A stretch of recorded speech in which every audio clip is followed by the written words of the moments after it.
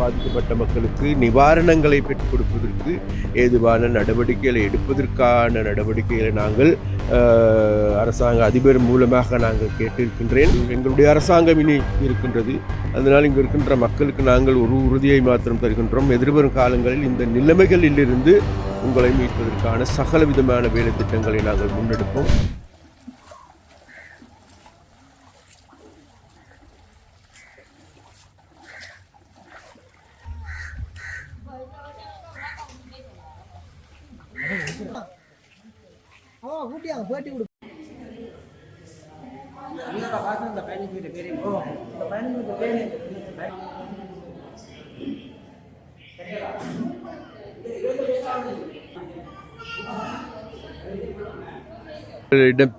பெய்த கடும் மழையின் காரணமாக யாழ்ப்பாணத்தில் இருக்கின்ற பல பிரதேசங்கள் பாதிக்கப்பட்டு இருக்கின்றது. அதில் இன்றைக்கு நாங்கள் அந்த கள நிலவரங்களை கண்டறிவதற்காக இன்று காலையில் காக்கைத்தீவு பிரதேசத்துக்கு நாங்கள் விஜயம் செய்தோம். அங்கு பார்க்கின்ற பொழுது உண்மையிலே மக்கள் பாரிய அனர்த்தத்திற்கு எதிர்கொண்டு இருக்கின்றார்கள். அந்த நிலைமைகளை காணுகின்ற பொழுது இது ஒரு பாரிய பிரச்சனையாகவே இருக்கின்றது. அதே பொழுது அதன் பிறகு நாங்கள் மூலாய் பிரதேசத்திற்கு வருகை தந்தோம். மூலாய் பிரதேசத்தை பார்க்கின்ற பொழுதும், மூலாய் பிரதேசம் என்பது எனக்கு புதிய பிரதேசம் அல்ல. இதற்கு முன்பும் பல தடவைகள் நாங்கள் வந்திருக்கின்றோம். இந்த பிரதேசத்தை பார்க்கின்ற பொழுது தொடர்ச்சியாக இந்த பிரச்சனைகளுக்கு தீர்வின்றி மழை வருகின்ற பொழுது மக்களுடைய வாழ்க்கை ஒரு திண்டாட்டமான நிலைமைகளையே காணப்படுகின்றது. உண்மையிலேயே இந்த நிலைமைகளுக்கு தீர்வினை தேடி கொடுக்க வேண்டிய பொறுப்புடையவர்கள் வேறு யாருமல்ல, அரசியல்வாதிகள், அரசாங்கங்கள், அரசு நிறுவனங்கள்.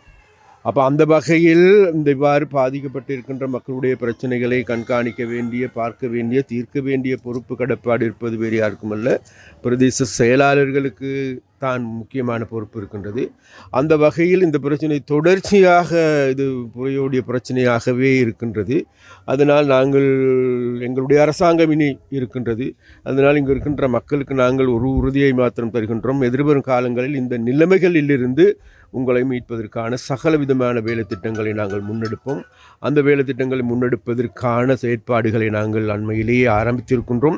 அந்த ஆரம்பிக்கின்ற வேலையில் நிச்சயமாக இங்கு இருக்கின்ற கிராமங்களில் வாழ்கின்ற மக்களுடைய கருத்துக்களையும் உள்வாங்கிக் கொள்ளப்பட்ட ஒரு நல்லதொரு வேலை திட்டத்தை உருவாக்க வேண்டும். அந்த வேலை திட்டத்தை உருவாக்குவதற்கான செயற்பாடுகளை நாங்கள் முன்னெடுப்போம் என்று நாங்கள் மக்களுக்கு உறுதிமொழி வழங்குகின்றோம். அதே போன்று இப்போ இந்த பிரச்சனை தொடர்பாக மாவட்ட அரசாங்க அதிபருடைய நான் பேசினேன். அதே போன்று அனர்த்த நிவாரண முகாமைத்துவம் சம்பந்தமாக அவர்களோடு நாங்கள் பேசியிருக்கின்றோம். அதனால் எங்களுக்கும் எதிர்வு கூறப்படுகின்றது, இன்னும் ஒரு சில நாட்களில் கடும் மழை, அதிகமான மழை விழலாம் என்கின்ற கருத்து நிலவுகின்றது. அவ்வாறான மழை ஏற்படுமாக இருந்தால் அதற்கு அந்த நிலைமைகளுக்கு முகம் கொடுப்பதற்கான நடவடிக்கைகள் எடுப்பதற்கும், அதே போன்று பாதிக்கப்பட்ட மக்களுக்கு நிவாரணங்களை பெற்றுக் கொடுப்பதற்கு ஏதுவான நடவடிக்கைகளை எடுப்பதற்கான நடவடிக்கைகளை நாங்கள் அரசாங்க அதிபர் மூலமாக நாங்கள் கேட்டிருக்கின்றேன். அதே போன்று அது மாத்திரமல்ல, அதே போன்று எங்களுடைய தொண்டர் நிறுவனங்கள் இருக்கின்றது. தொண்டர் நிறுவனங்கள் மூலமாகவும், அதே போன்று எங்களுடைய கட்சி தொண்டர்கள் இருக்கின்றார்கள். அந்த தொண்டர்கள் ஊடாகவும் இவ்வாறு கடுமையாக பாதிக்கப்பட்டிருக்கின்ற பிரதேசத்தில் வாழ்கின்ற மக்களுக்கு, அங்கு இருக்கின்ற குழந்தைகளுக்கு ஏதாவது நிவாரண உதவிகளை பெற்றுக் கொடுப்பதற்கான நடவடிக்கைகளை நாங்கள் ஏற்பாடு செய்திருக்கின்றோம். நான் மூலாய் காளியோடியைச் சேர்ந்தவன். இந்த கிராமத்தில் கிட்டத்தட்ட 42 ஆண்டுகளாக நான் வாழ்ந்து வருகின்றேன். அந்த வாழ்ந்து வந்த காலங்கள் முழுவதிலும் இந்த இடத்தில் மழை பெய்யும் காலங்களில் வெள்ள அபாயம், மக்கள் பாடசாலைகளிலும் தேவாலயங்களிலும் தஞ்சம் புகுந்து மக்கள் வாழ்ந்து வந்தார்கள். இதற்கு நாங்கள் பல தடவை அதிகாரிகளுக்கு கூறியும் அவர்கள் எந்தொரு நடவடிக்கையும் எடுக்கவில்லை. மூல வீதியில் 2 மதகுகள் ஒன்று முற்றாக சூழ்ந்துள்ளது. ஒரு மதகுவை ஆடியே முற்றாக அகற்றி அதனால் தண்ணி ஓடாத அளவுக்கு ரோட்டை அமைத்து இந்த மக்கள் பெரும் சிரமத்தில் இருக்கின்றார்கள். இங்கே ஒவ்வொரு வருடமும் பல மக்களின் வீட்டுக்குள் நீர் புகுந்து அவர்களின் இயல்பு வாழ்க்கையை மிகவும் பாதிப்படைகின்றது.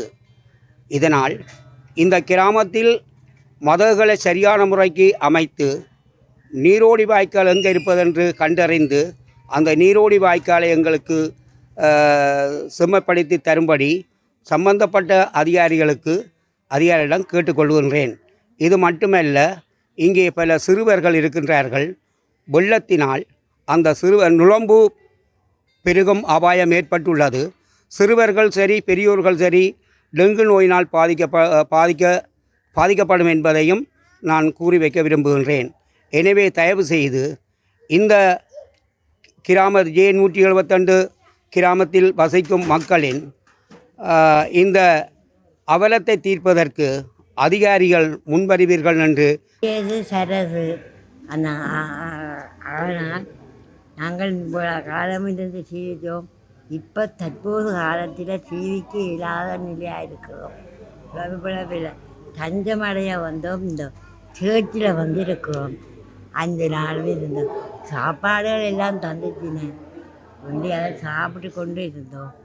நான் நடக்க மாட்டேன்.